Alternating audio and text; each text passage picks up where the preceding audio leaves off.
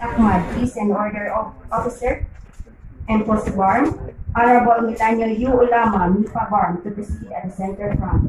May we also request the Municipal Mayor of UP Maguindanao del Norte, Honorable Maria Rona Cristina A. Piac Flores, and Police Captain Roger A. Lucena, OIC UP Municipal Police Station, to please proceed at the central front. To be assisted by Lieutenant Colonel Aaron T. Gumabaw, Infantry General Staff Corps Philippine Army, Commanding Officer, 57 IB, 6 IB, Philippine Army.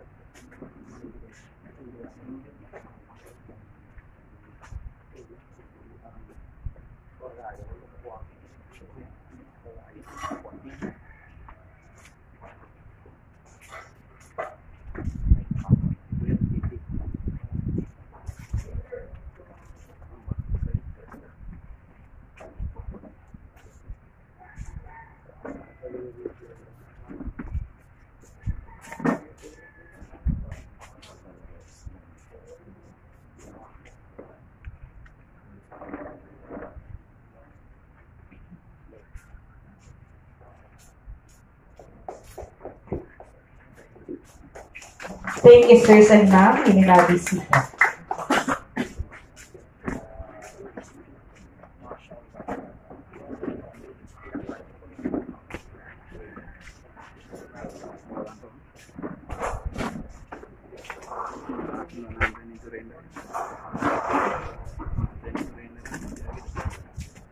At this moment, we shall now proceed to the reading of Oath of Allegiance.